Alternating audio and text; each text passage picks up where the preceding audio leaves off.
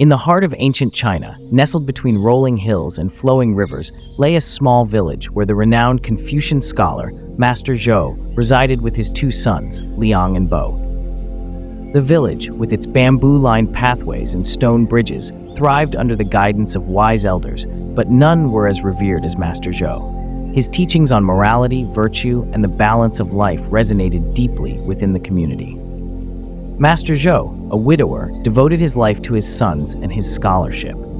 His elder son, Liang, was a mirror of his father, diligent, serious, and committed to the path of knowledge and righteousness. Bo, the younger son, was his opposite, lighthearted, carefree, and often found skipping chores to play by the riverbank or in the village square.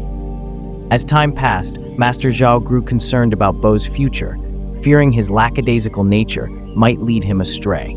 He knew he needed to teach both his sons a crucial lesson about life, a lesson that would prepare them for the inevitable day when he would no longer be around to guide them. One day, as the peach blossoms began to paint the village in hues of pink and white, Master Zhou called Liang and Bo to his side in their modest family garden. He announced a challenge.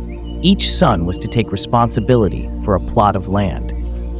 "You will have 3 months to cultivate these fields," he explained. "Whomever produces the most bountiful harvest will inherit not only my lands, but also my library of scrolls and books, the essence of our ancestral wisdom." Liang approached the challenge with the gravity and meticulousness that characterized all his endeavors. He researched the best crops for the season, calculated the most effective planting methods, and labored from dawn until dusk, his hands becoming as rough as the wooden plow he guided.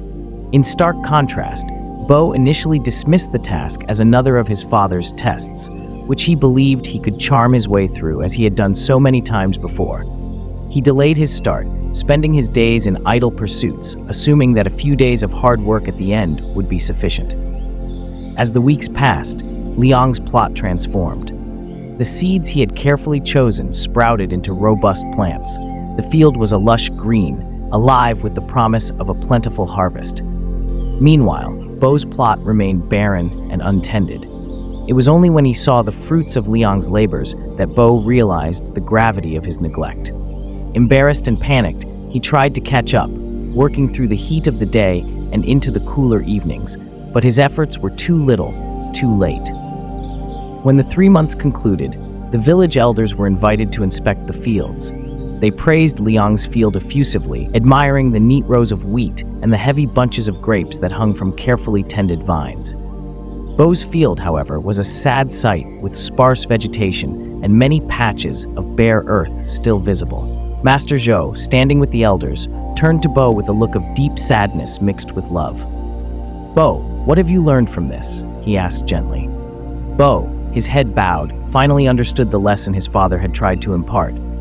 "I have learned that success comes not from fleeting efforts, but from continuous dedication. I neglected the field, and now I see the consequences of my inattention," he admitted, a sense of real remorse in his voice. Seeing a glimmer of hope in Bo's realization, Master Zhou decided to extend the challenge. He tasked his sons with not only continuing to cultivate their fields, but also applying the principles of diligence and perseverance to other areas of village life. Liang was quick to engage with the community, organizing literacy classes and leading efforts to improve irrigation methods. Bo, determined to redeem himself, took a different path. He started by mentoring the village children, using stories and games to teach them the values he had failed to uphold. His charismatic nature made him a favorite among the children, and gradually he expanded his efforts to help the elderly and infirm, ensuring they were cared for and respected. As the months turned into a year, both fields flourished under the brothers' care, but more importantly, so did the village. Liang and Bo, in their own unique ways, had enriched the community, fostering a spirit of cooperation and mutual respect that even Master Zhou had not anticipated. Years later, Master Zhou passed away, leaving behind a legacy of wisdom that extended far beyond his scholarly works. Liang and Bo, now grown men, stood side by side as leaders of the village, their paths forever altered by the lessons learned in their father's fields. They continued to work together, combining Liang's analytical mind with Bo's empathetic heart to guide their people. The story of the scholar and his sons became a beloved legend, taught to children and new scholars alike, a testament to the enduring power of diligence, wisdom, and the transformative potential of personal growth.